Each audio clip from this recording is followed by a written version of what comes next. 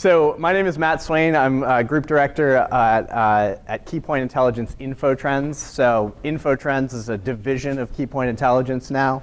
If you're not familiar with us, we're a market research and consulting firm. We have offices in Massachusetts and in New Jersey. I'm actually based out of North Carolina. So, my area of focus here is in the customer communication space.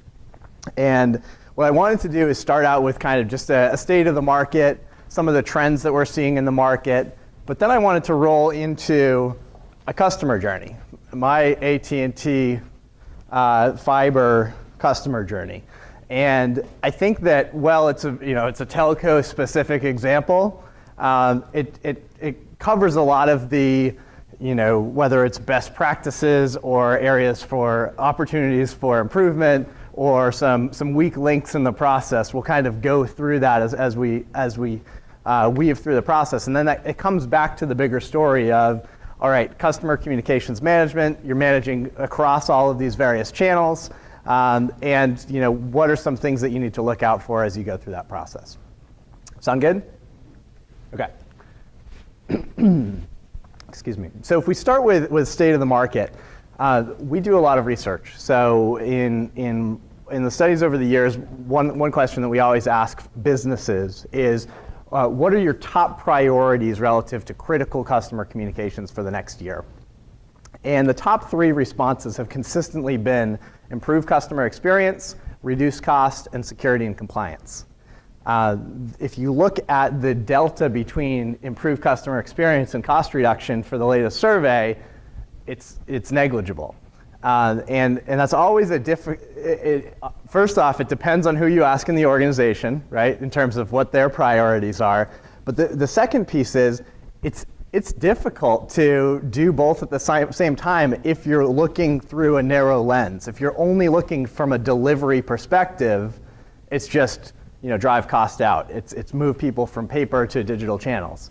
If you're looking from a payments perspective, you want to offer more options like paying by credit card, but you don't want to incur the cost associated with credit card payments and processing. So you really have to look holistically. If you want to simultaneously reduce costs while improving customer experience, it has to be, well, we're spending more on the front end to reduce call center volume on the back end. Investment in personalized video might be an example of that, where you can reduce call center volume or reduce day sales outstanding for a billing experience. So those two are often at odds, and I think that it really requires the organization coming together to be talking through how to improve that process end to end. So in a digital world, driving people just straight to a digital channel to reduce the print and postage costs can be painful. So this is my True Blue rewards account, and they're asking me not to use the 20 previously used passwords. Like I'm going to remember. First of all, how many people have 20 passwords that they regularly cycle through, and this is number 21, right? Straw that breaks the camel's back. Probably not. I mean, most of us from a consumer perspective tend to be pretty lazy with passwords, and because you want to standardize. But if you're using a password vault or something, that changes the game a little bit. But when you think about your own experience as a consumer versus the business trying to drive somebody from print to digital, you think about that relationship and say, okay, well, I had to log into my True Blue account and all my loyalty rewards programs, but then you think about all of those other logins, the sign-on experiences that you have in your day-to-day life in an average month. It's a painful process. It is getting better with things like biometrics in terms of making that sign-in process a little easier. But when you think of the consumer, does the consumer want to go through that process of signing in at every individual site, or is there kind of this desire to go to one location to have centralized access? So bank bill pay would be a really good example of where that centralized access is today. But improving customer experience is important, and a lot of those bank bill pay sites really haven't invested in improving the customer experience. So, well, you can go to a consolidated location for a lot of bill paying. it's still not an optimal customer experience. So there's a biometric component. How many people use like Touch ID on their phones or something, some version of it? It's good, and what I've found is on the times when I have to go back to a desktop login, that's my crutch, right? And I've forgotten the password that was tied to that. But I think we're also seeing the use of biometrics really addressing that security and compliance piece. So remember, top three: improve customer experience, reduce costs, security and compliance. So you have not only Touch ID helping with the customer experience perspective, you also have this tie to security and compliance, where with USAA, they were early adopters where you can log in through facial recognition, through Touch ID as well, and through voice recognition. Does anybody use facial or voice recognition for authentication today? A couple hands? Okay. So facial recognition, blink when I tell you to blink kind of things to make sure it's not just putting somebody's picture up in front of the screen. I think that this also does tie back to that cost reduction if it's reducing fraudulent activity. So you can kind of hit all of those top three from that perspective. But this was the original consolidated location, right? This was the easy way to do it before, was for a consumer, they went to their mailbox at home, they got all of their communications in that one location, and that was an easy experience for them. And so I think when you go back up to where we've moved today, where everybody says go paperless and drive you to their digital experience, it better be a superior experience, and not only that one location, but that whole digital engagement. And I think that's what we're dealing with in the customer communications market today. Any idea where this curve goes generally for year-over-year decline in household bill delivery? It's only 29%. So it's not this doom and gloom, mail's dead for bill delivery in the U.S. It's dropped since the 2006 high by 29%. Now, if you're in the output side of the world, 29% is a lot of drop, a huge volume drop. But at the same time, it's not the end of the world. If you're on the service bureau side, you're probably also onboarding new customers, so your total volume is maintaining or even growing a little bit, while other volume's in decline. So why is it not happening faster? There is this consumer tied to the tactile component of reminder to pay. I get blasted by so many emails, and how many people have been burned by that you've missed a payment because you went paperless and you didn't see the email reminder? Couple hands. So that was my 2010 blog post, How to Lose a Guy in 10 E-Statements. It was that experience, right? It was looking at how when they got me to digital and then didn't deliver on the experience and I missed the payment, but they wanted to charge me a fee anyway, the experience broke down. And I canceled the card because they weren't willing to negotiate on that. But there is this strong tie to the reminder to pay. One of the other interesting things here is that the backup and archive, so this is year over year, 2013, 14, 15, 16 at the bottom in dark blue. So the importance of that backup or archive has declined over time in the surveys. So is that we are more comfortable with the cloud storage? Is it that each of the billers is providing deeper and longer archives? So before it might have been a 6-month archive of your billing statement, and now they've gone to 18 or 24, and it's gotten much deeper. We're definitely seeing a trending there, which then comes back to this reminder to pay.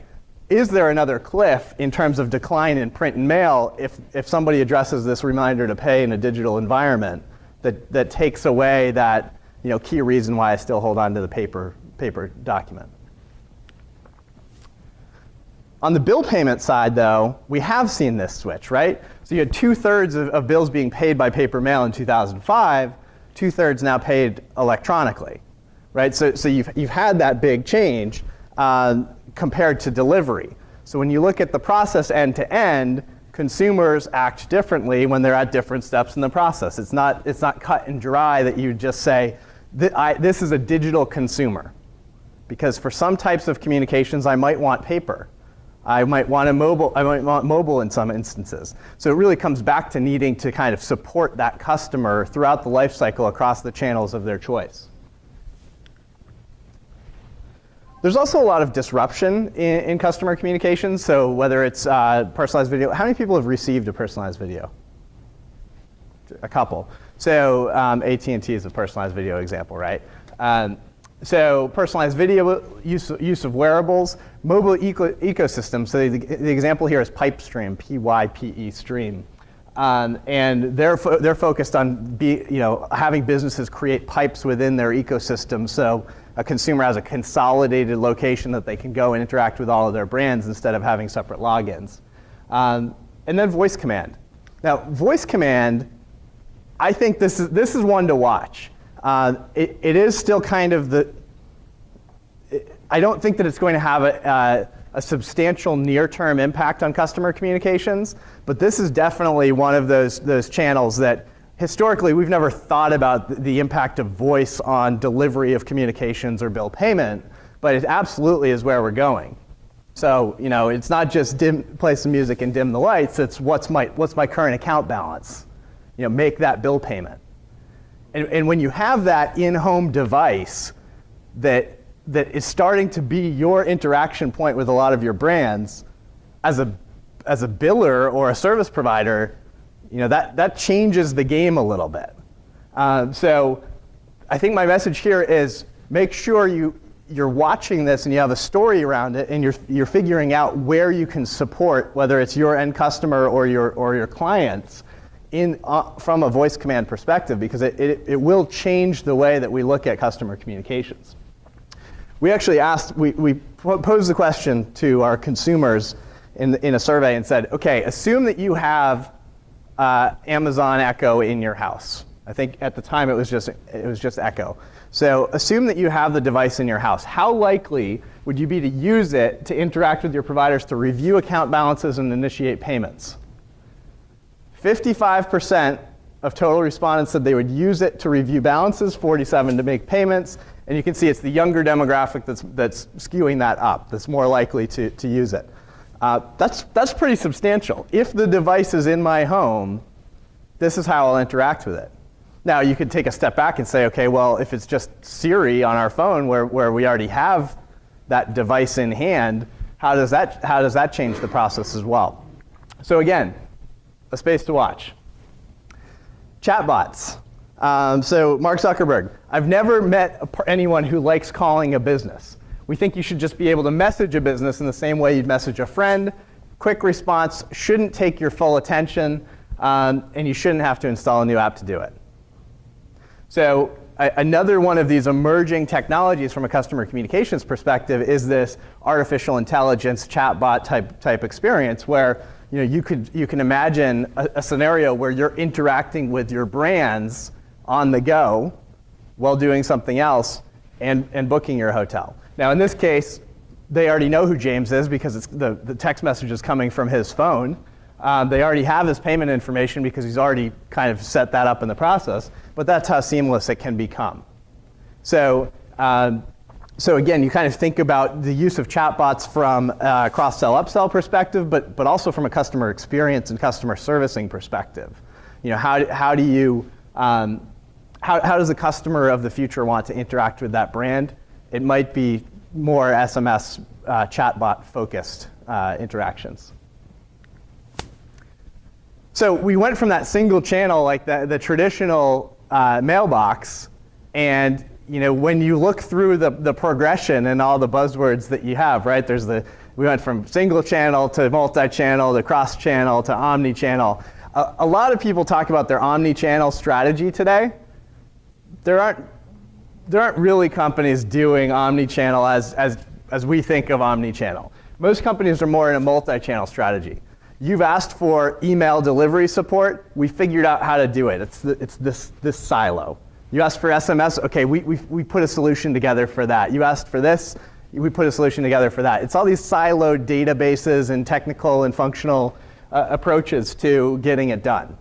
So from a customer-facing side, I can send communications through all these channels. From an internal perspective, there are siloed businesses behind each of these and different data sets and databases that you're pulling from.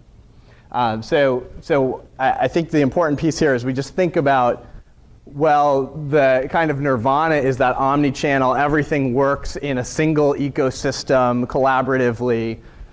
For the most part, a lot of where we are right now is more in the multi-channel, piece it together kind of phase. And it only becomes more painful to get to omni-channel as you start adding incremental emerging channels, right? You're never going to you don't get to turn off a channel because you've added a new one. It's just one more additive channel that the customer wants and that you're trying to balance and support. And it does have a significant, it's highly tied to the data and the data that you're collecting on the customer. Our research showed that only 37% of enterprises had achieved that single view of customer. We have transactional and marketing databases tied together. We don't have line of business silos of data and communications. So that's an important piece of it. And the other piece is this, this whole idea that each person kind of plays their own role in that customer journey or that customer experience. And again, they're operating in those functional silos that make it difficult for the consumer to achieve that optimal customer experience when you have each person looking at the process a little bit differently and talking to the customer a little bit differently. So that actually comes into this AT&T customer journey. Because if I look at each of the communications, it's clear that they're not feeding off of the same database with every time they communicate. So that's where I wanted to go, is now kind of transition into, let's walk through a customer journey. Everybody has their own war stories about their telco experiences, probably. But at the same time, we also want to kind of think about how this applies to whatever markets you're in. So if it's banking and financial services, still a strong tie to the pieces that will come out of this: healthcare, insurance, and otherwise. So the journey for me begins in Durham, North Carolina. You'll see in this timing, June 2015, that timing stamp will stay consistent through the slides so you can see how it progressed. But when AT&T came to the market, it was June 2015. I didn't see any of this marketing. I went back and found this piece. Then Google announced they were coming to the market. Google's pretty good at marketing, right? So everybody one day was wearing the Google T-shirt because it must have just been an airplane that dropped T-shirts, and next thing you knew, everybody wanted to have their Google Fiber T-shirt. So it got everybody talking about fiber. So then the crews come in to do the installation. Now this is an awareness thing when your whole front yard starts getting torn up and people are there for a week, right? We actually didn't know who it was. This Google Fiber? Was this AT&T?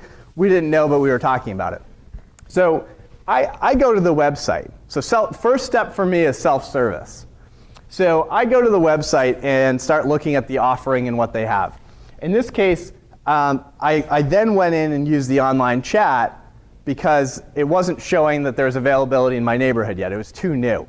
And because it was too new, the person on the chat couldn't help me. But I picked up the phone anyway and called the customer service center. So already I've done, I've done online web portal self-service. I've done online chat, and I picked up the phone and made a call. 2 days later, a rep comes and knocks on my door. 30 minutes later, sold, right? So this is the first step in the process, right? This was my original contract. Immediately, I also receive an email that kind of details what this covered. Now, one thing that was blatantly missing from this step for me was check here to agree to paperless delivery, check here to agree to auto pay from your bank account, right? They could have very quickly gathered that, agree to paperless right up front, but instead now that's all the marketing that I'm getting is a follow-up trying to now get that business from me. It could have very easily been tied into, to get this best package, as Dish does, right? To get the best bundled package, you agree to this and this. But instead they chose not to do it at that phase, and now they're spending all of their efforts on marketing to try to get me to transition. So, so I get this auto-generated email. It goes through all the details. I don't hear from them for a few weeks because I'm waiting for the setup. But then January 16th comes around. This is this year. And I get a text message that says, "Rep's coming to do the install." Next day, I get a voicemail. John from AT&T is calling to say, are we still good for the rep to come out or for the install to happen? And then I get a text message day of, "We're running behind. Text keep if you want us to still come." Right? Of course, keep. Especially in this industry, right? You don't want to give them the slack to run away. So text back, keep, we're good. How many people are interacting with businesses through text? Maybe appointment reminders, dental, right? It's like, your dentist appointment is today, text back, text yes. OK, so we had the text message component. Then William comes to do my install. That's actually the back of my house right there. I'm talking to William.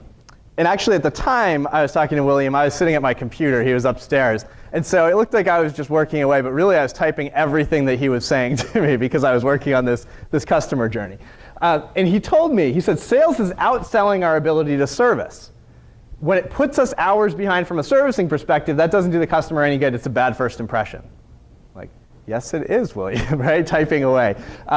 But it's interesting that even the installer said, we have 30 people from Greensboro coming to Durham just to try to keep up with demand, which is good for them, but don't commit to those install dates if you can't meet that service demand.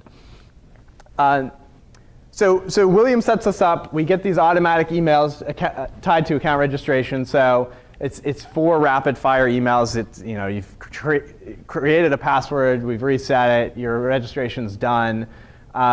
And then we get this kind of service tech email. And this was the first branding mismatch. So the previous slide, you see that in the nice AT&T branding. This is just the contractor email that comes through. So just from a branding perspective, kind of watching what's happening, that was the first mismatch. And actually, it was the only one that was this far off.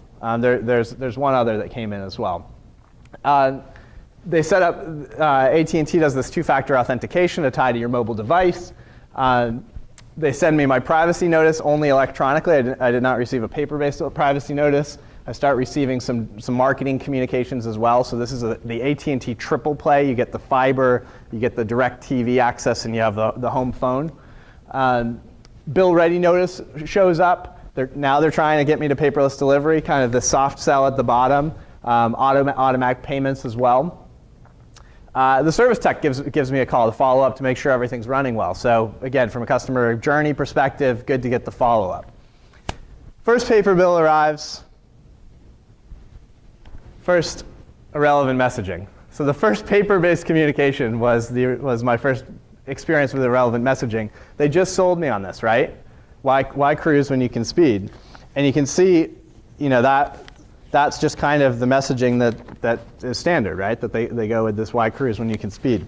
The most recent bill, I got this moving soon one. So they know it's June or June's coming up, and that's when people move. So trying to keep their customers. But when I also turn this over, you've already sold me this bundle, right? The only thing you don't have is my wireless. And they actually know they don't have my wireless because when I called to set it up, they asked who I had my wireless with. So using the outside of the envelope, now again, maybe it's diminishing returns, but if this is inkjetted on the fly, you can make that much more relevant. It's not inkjetted on the fly in this case, right? So I open the bill. This is the first bill. It does come with a welcome. Welcome to your combined bill. So some combined bill messaging. It has, you can see as they go through the various bills, you have that promo space. So right now it's like texting while driving, it can wait. Then the next one is thank you for choosing us. And then they do figure out the wireless piece, right? So get some reliable wireless service with us.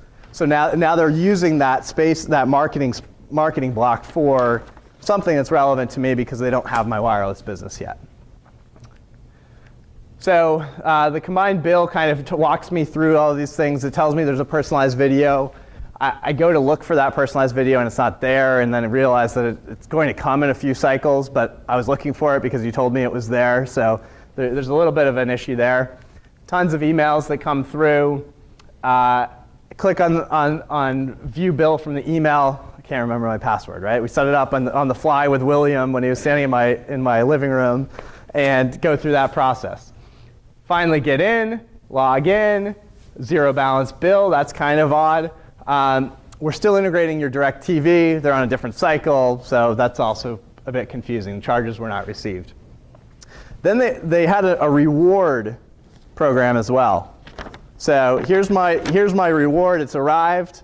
There's a tipped on card right there, and it's $100. I had two $100 gift cards. The thing that I like about this process is, if you look in this space at the bottom, keep up to date, they have a reward tracker that shows where I am in the process to get my $100.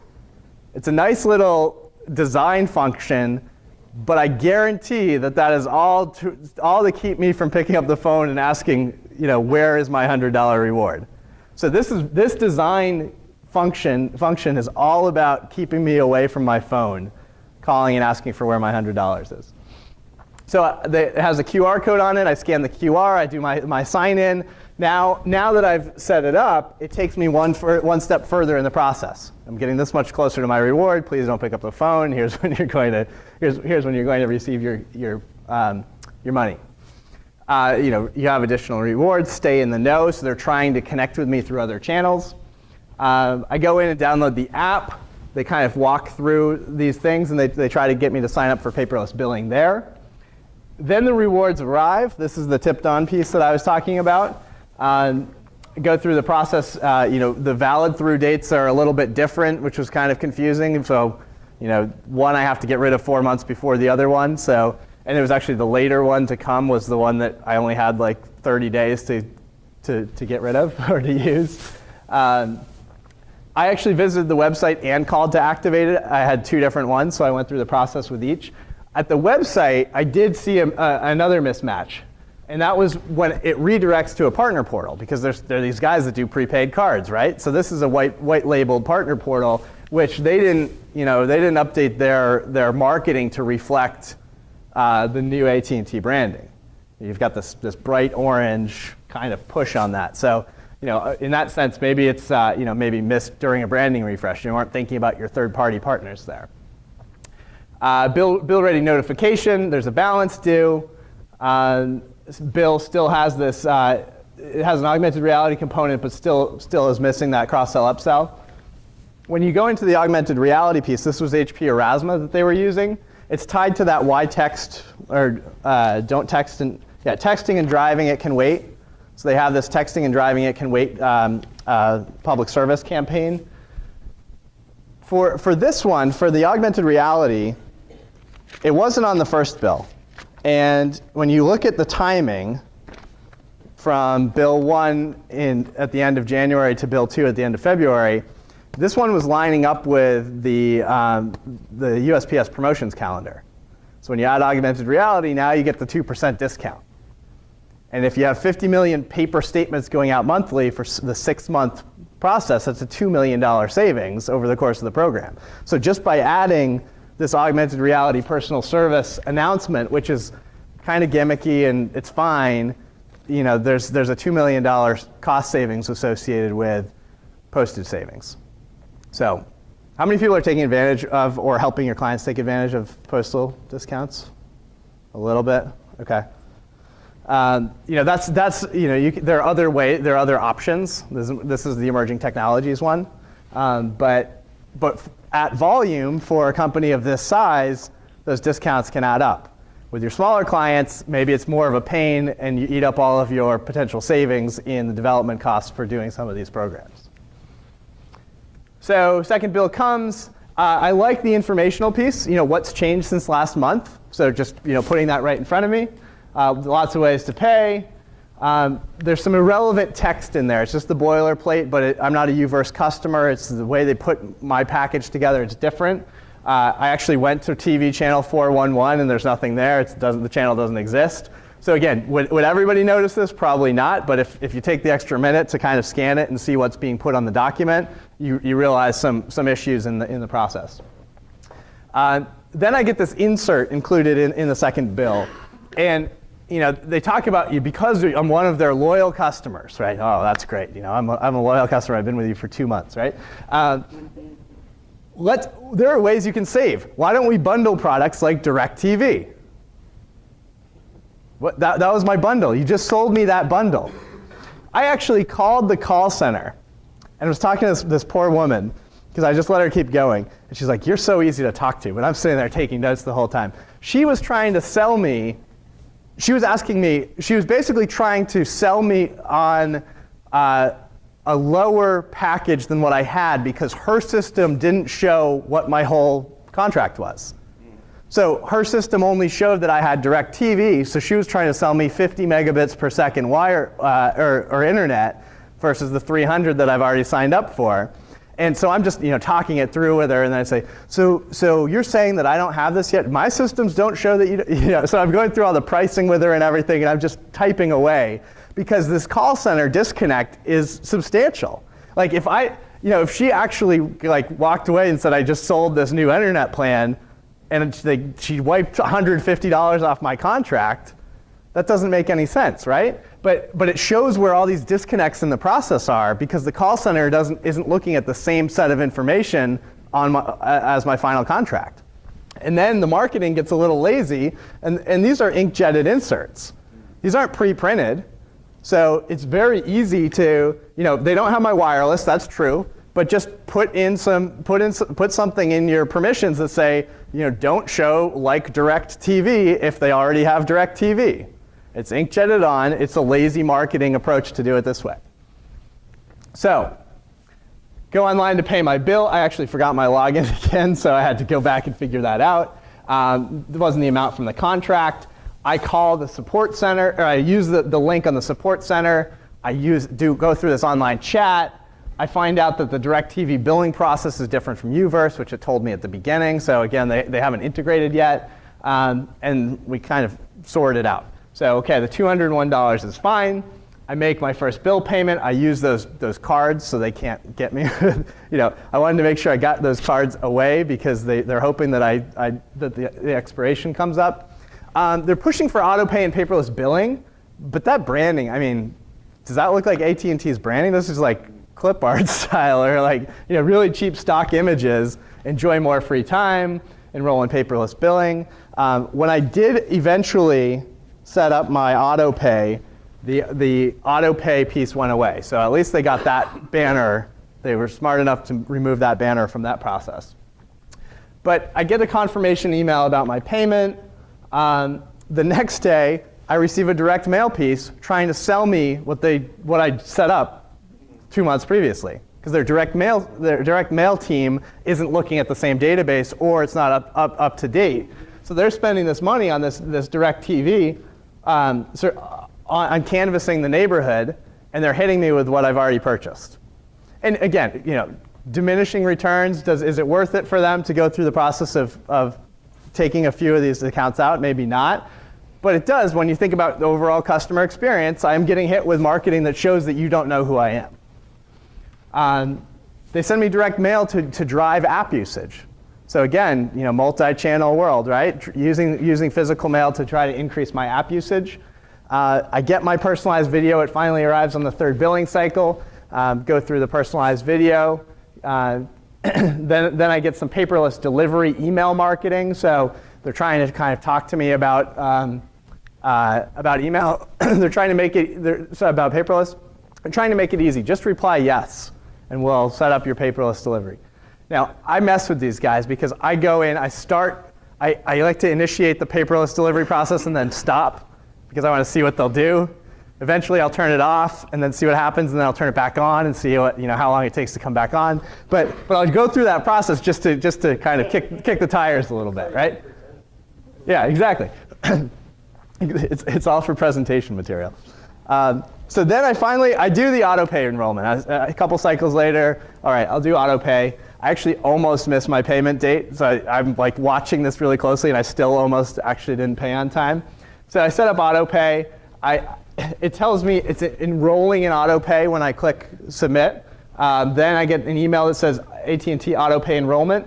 What you probably can't see on this monitor is in the middle, it's telling me in the auto pay enrollment email, it's asking me to set up auto pay. Right? So the marketing team still has go paperless, set up auto pay special offers along the bottom. So again, customer experience. Do you really know me? And that's where it comes to this, right? If I look at the salutations and capitalization throughout, hello, valued customer, dear valued customer. If nothing says valued customer like saying dear valued customer, right? Hello, Matt, lowercase, dear Matt Swain, uppercase. A big shift there, and my guess is what happens is each line of business manager has the creative decision to adjust that salutation, which is fine. It doesn't have to say the same thing each time, but the lowercase Matt, that's how they set up in the system. I switched that in, like, what do you want your nickname to be? My nickname was just put a capital M instead of a lowercase, like make it Matt with a capital M. Still doesn't register. They're not pulling from the nickname field when they're reaching out to me. So I think I'm going to start messing with other, dear sire, or other nicknames to see if something actually sticks. But right. So there, I mean, there. If you as you pick this apart, again, it's a telco example, and it's. But at the same time, they're testing a lot of different things. But also, when you look through it, this feels a lot more like that multi-channel stage where they can deliver across all the channels, and they're showing that they can. But at the same time, when we really get into it, they're not, they're not effectively leveraging it as one ecosystem. Yeah, Randy. I have a funny thing today. I called Delta. For the guy for years, and they said, "Well, we'll call you back between 1.5 and 2.5 hours." Yeah. So I'm like, yeah, that's great customer service. So then, of course, they asked me to clearly state your name. And of course, they already know my medallion number because I put it in to get that far already. When the call comes 2 hours later, the answer to the call, when valued customer is on the phone, please press 1. Like, are you guys kidding? You made me say my name, you know all this information, and then you address me as valued customer. Right. I'm not feeling so valued right now. Yeah. And Delta is, so I'm also a Delta member, and I think they have improved where you now more often it's tied to my mobile phone, and I don't have to recite my number, which you never know anyway, right? Like, well, you have to find your rewards number, but that process definitely, depending on your status, the call center wait should never exceed X if you're at a certain level. But I have seen the airlines. I would say that the airlines are improving, but there's still a gap. And there's I think we all have those stories of, like, you can remember one really good customer experience, and you can remember a lot of really bad customer experiences, right? We all have our stories there.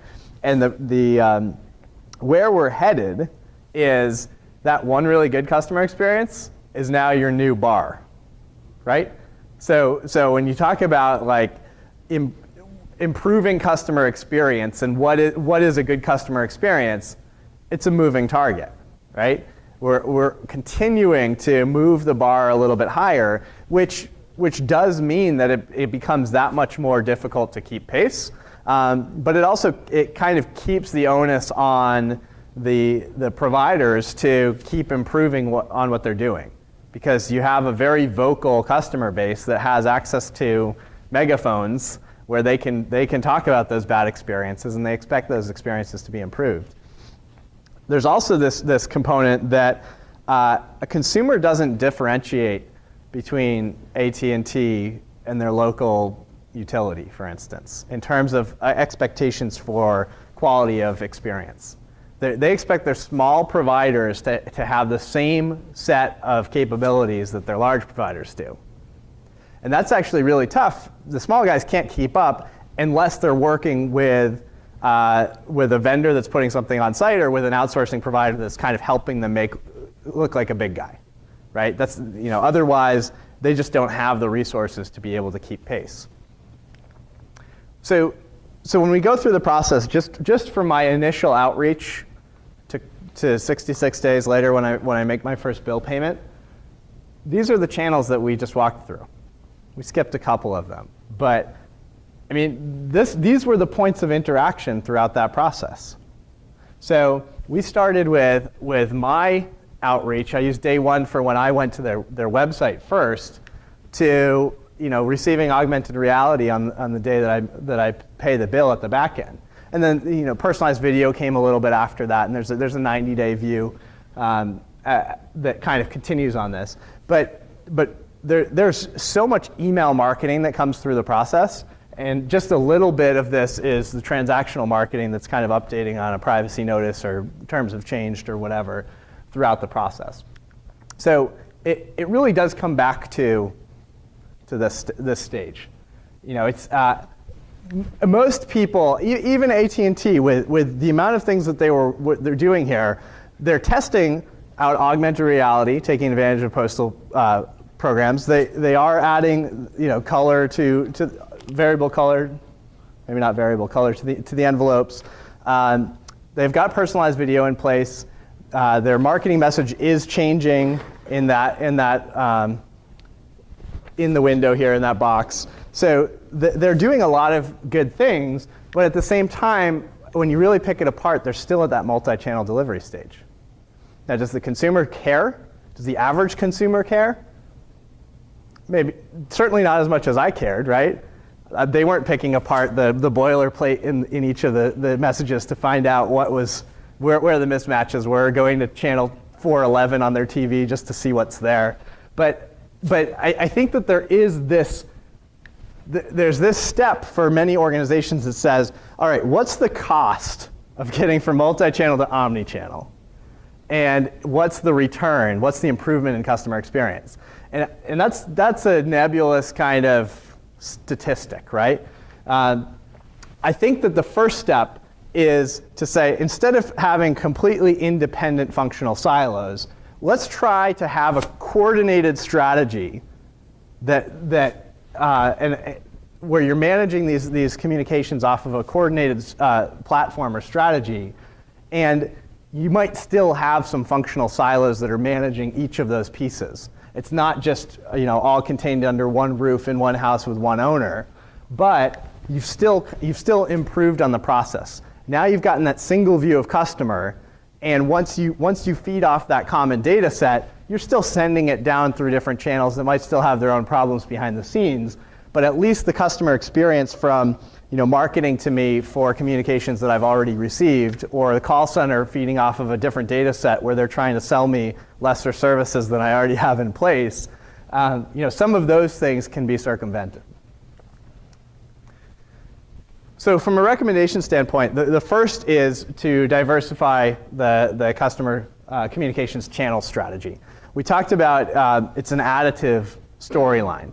So if you add a new channel, you probably don't get to take away a different one. It's just they keep building on themselves.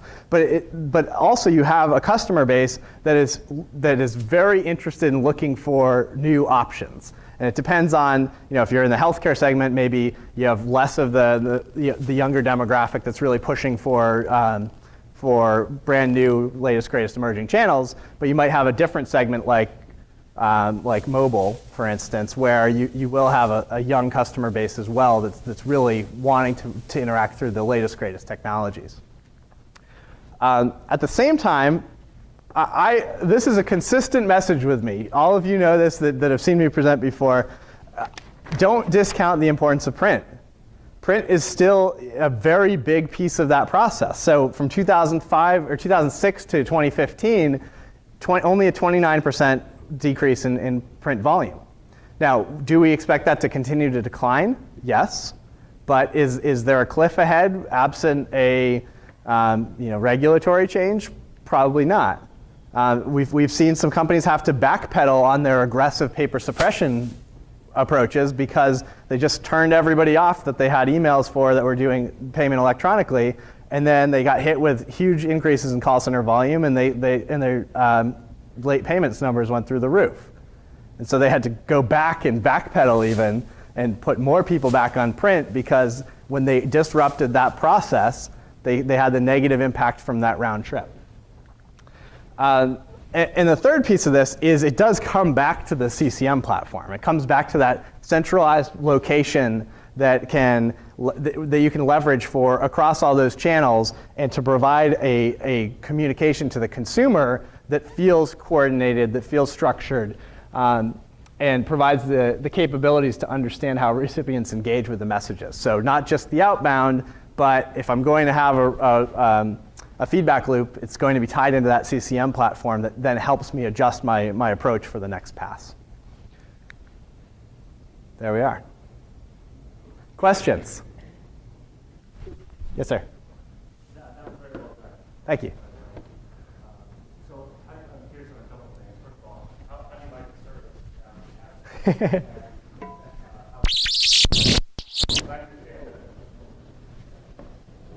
I'm trying. Well, Karaoke, man. yeah, I said, all right. Is it too close to you? Might be too close to me, or I moved too far. So the mic is for the purpose of the recording more than anything. Yeah, there we go.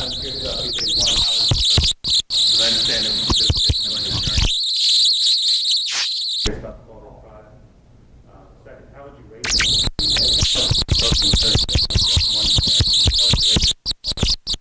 I think.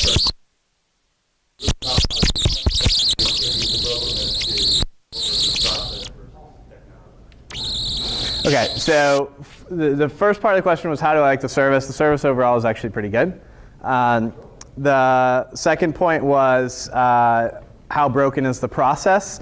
I think you have to take it with a grain of salt that it's an analyst breaking down the channels. So I think the pieces that other people would have clearly seen as broken would have been the call center interaction, where the person clearly didn't know what they had sold me and were trying to, but had their script to try to sell me other things that weren't relevant. And then there are probably pieces of their messaging, like the personalized video, for instance. They said, it'll come on your first or second billing cycle, but the first one was zero balance, so that didn't count. So it actually came on the third. So they had all this messaging trying to get me to their personalized video, but then I couldn't find it because it wasn't up yet.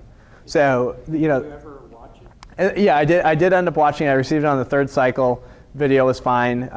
Walked me through my bill, but at that point it was already 90 days into the relationship. I already had to figure some of that out, and I probably would have already had to reach out to them if I had issues, which I did. I guess the call. I did the online chat, for instance. And then what was the third question? People process technology. Ah. I mean, to me, it seems like a lot of that was because you have different owners of these interactions. Yep. Right? Somebody owns the .com system, somebody owns the call center, somebody owns the website, somebody Yep. owns marketing. So there's definitely a people component to this. It seems like, even just in like reviewing the salutations, that's a people issue, but it's because you're giving people some license to set up the front end of that communication.